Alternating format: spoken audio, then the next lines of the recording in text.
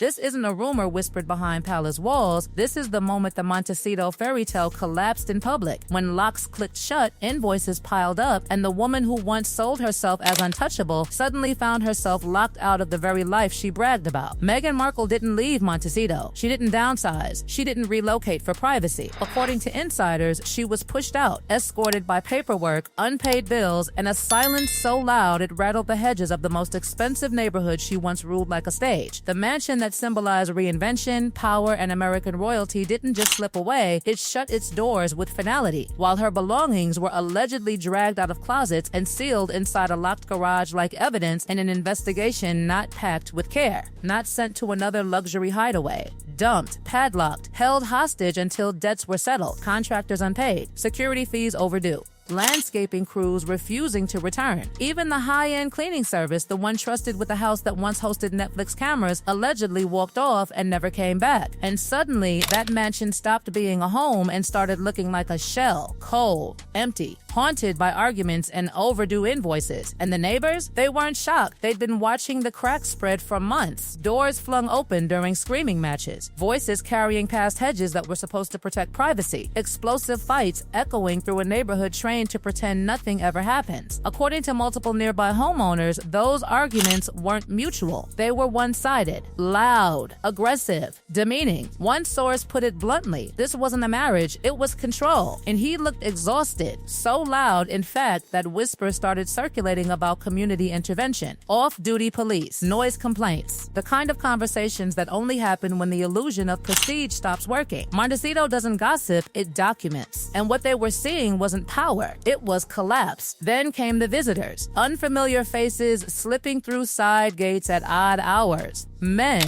women, people nobody recognized, arriving when Harry wasn't home, when he was overseas, when he was with friends. Nobody knew who they were, but everyone noticed the timing. Some neighbors thought it was business. Others thought it was desperation. Quiet meetings, closed curtains, hushed conversations near luxury SUVs parked just long enough to leave a mark. And while the comings and goings raised eyebrows, something else raised alarms. The children were gone. No school drop-offs, no playdates, no sightings, no nannies walking the streets, nothing. One local mother said what everyone else was thinking, they don't even know if the kids are still in California. Months passed without a single confirmed sighting. In a town where everyone sees everything, that absence screamed louder than any argument, because underneath all the drama, one truth was choking the air. The money was drying up. Netflix momentum stalled. Spotify gone. Projects announced with fireworks quietly buried without results. Foundations tangled in red tape, confusion, and scrutiny. The lifestyle, the security, the staff, the image, it all required a cash flow that simply wasn't there anymore. And when the income stopped, the tolerance stopped with it. Sources say even estate managers ran out of patience. No more grace periods. No more special circumstances. Bills were bills. Contracts were contracts. And Montecito doesn't care who you married if you don't pay. Behind the scenes, panic set in. There were reportedly frantic attempts to secure funding, pitch meetings that went nowhere, rebrands that sounded impressive but landed flat, conversations about overseas investors, foreign partnerships, anything that could keep the fantasy alive just a little longer. But doors that once opened easily were suddenly closed, sometimes without explanation, sometimes without replies at all. And when the American doors slammed shut, attention turned east. Whispers began circulating about Saudi Arabia, about relocation, about influence, about control, about finding a place where her status would be treated as unquestionable, where criticism could be managed, where the narrative could be rebuilt without resistance. PR firms already operating in the Gulf were allegedly contacted. Big ideas floated, grand visions pitched, including a women's empowerment platform so wildly disconnected from reality it reportedly stunned even her remaining supporters. Why there?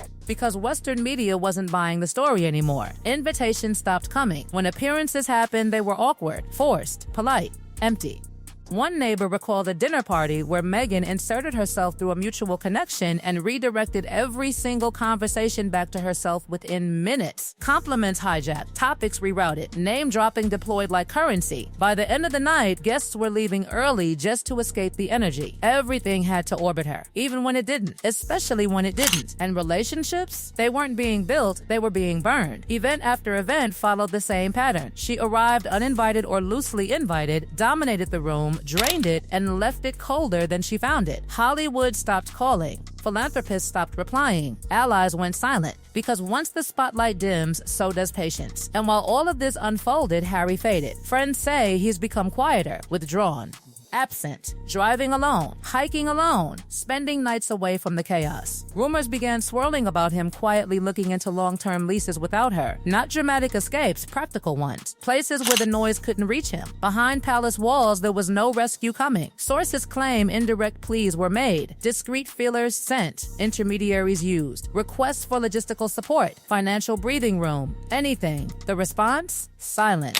From Charles, from Camilla, from William. One royal aide summed it up with brutal clarity. They made their bed. Let them lie in it. And now that bed was gone. Back in Montecito, the garage remained locked. Designer wardrobes, personal photos, sensitive documents, all sealed until balances were cleared. Legal threats were allegedly made. Accusations thrown. Claims of targeting. Claims of persecution. But contracts don't care about narratives. And the truth was unavoidable. The house of cards built on fame, entitlement, and carefully curated victimhood was collapsing in real time. Not with the scandal. Not with a single explosive revelation. But with unpaid bills, empty rooms, and a neighborhood that had finally stopped pretending. This wasn't a fall from grace, it was exposure. And while the Montecito chapter was unraveling in public whispers and private panic, the deeper fracture was happening somewhere quieter inside Harry himself. Because as the noise around Meghan grew louder, he was reportedly getting quieter. Friends from his old life have allegedly noticed the shift first. Fewer calls, longer silences, messages read and unanswered. The man who once burned bridges with interviews, documentaries, and carefully worded accusations now barely has the energy to defend the wreckage those choices created. According to people who claim to have crossed paths with him recently, he looks thinner, older, worn in a way that has nothing to do with age and everything to do with regret. And that word, regret, keeps circling back. Whispers from former military friends suggest he's been opening up in rare private moments, not dramatic confessions, not public apologies, just quiet admissions that life didn't turn out the way he thought it would, that the freedom he chased came with a kind of isolation he never imagined. That walking away felt powerful at the time, but living with the aftermath feels very different. Because outside the palace, there's no structure, no built-in purpose, no defined role that tells you who you are when the cameras aren't flashing. The royal system he once described as suffocating also gave him identity, direction, a daily reason to wake up and serve something larger than himself. And now, insiders claim, he's drifting. Meetings that lead nowhere, projects that start loud and end quietly, a calendar that looks full but feels empty. Meanwhile, his connection to home has reportedly thinned to threads. Attempts to reconnect with old friends in the UK have been awkward at best, ignored at worst. One source claims a former confidant told him bluntly that trust doesn't grow back just because things get hard. That loyalty isn't a tap you turn off and on depending on how the headlines look. The bridges he set on fire didn't magically rebuild themselves when the spotlight shifted. And William? The distance there is said to be ice cold. No dramatic shouting matches, no secret meetings, just silence. A wall that doesn't need to be announced because everyone can feel it. Years of public criticism, televised grievances, and family wounds aired to the world didn't just sting, they calcified. Those close to the situation suggest there's no active anger left, only a firm emotional boundary that isn't moving. For Harry, that realization is reportedly crushing. He didn't just leave a job, he left a lifelong system of belonging. Grandparents, military comrades, patronages he cared about, the rhythm of duty that shaped his adult life. And the version of himself tied to all of that now feels very far away. Some insiders even claim he's revisiting old memories more often. Old photos, old routines, old friends, like someone mentally walking through a house they can't return to. But while he's looking backward, Meghan is said to be looking forward at full speed. Those in her shrinking social circle claim she refuses to see this as an ending. To her, it's a pivot, a rebrand, a transition into a next era where the right partnership, the right country, the right media strategy could flip the narrative again. She's reportedly still pitching, still planning, still convinced that the world just hasn't seen the real vision yet. And that difference in mindset is allegedly widening the gap between them. Where Harry is said to be exhausted, she's described as restless. Where he wants quiet, she's chasing momentum. Where he's grieving what was lost, she's strategizing what could still still be gained. Friends claim conversations between them have become less about shared dreams and more about damage control, reputation repair, and survival. Some even whisper that he's begun to understand something he once fiercely rejected, that walking away was easier than building something new that could truly replace what he left behind. Because reinvention sounds glamorous until the bills arrive, the invitations stop and the applause fades. In Montecito, the image they once curated, young, modern, independent royalty building a billion-dollar empire, has reportedly been replaced with a far less flattering reality. Legal disputes, financial strain, professional doors closing,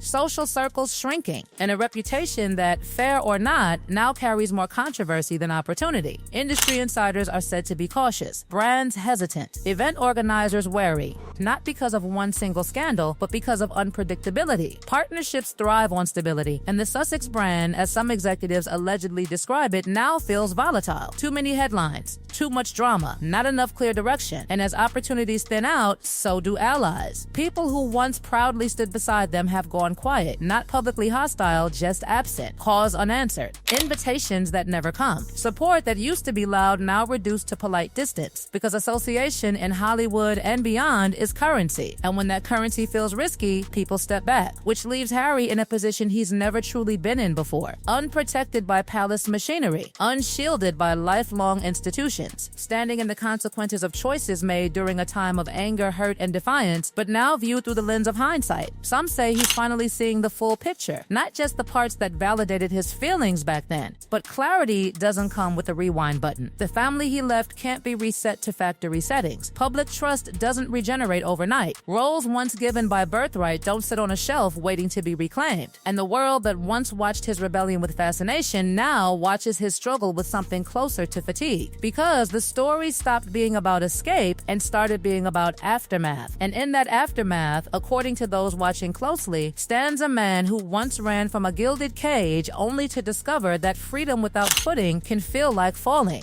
A man who traded certainty for possibility and is now living in the gap between what was promised and what actually came. As for Meghan, the narrative around her remains as polarizing as ever, supporters insisting she's misunderstood and unfairly targeted, critics arguing the downfall was inevitable. But even among neutral observers, one theme keeps surfacing: the gap between the image sold and the reality unfolding has never been wider. And that's the part no PR strategy can easily fix. Because this wasn't just a brand that stumbled. It was a fairy tale that promised power, purpose, and independence, now reduced to rumors of locked doors, strained finances, fading influence, and a couple reportedly standing at a crossroads neither of them imagined when they first walked away from everything. What happens next isn't written yet, but for the first time since they left, the future doesn't look like a brand new chapter. It looks uncertain. It looks uncertain. It looks uncertain. It looks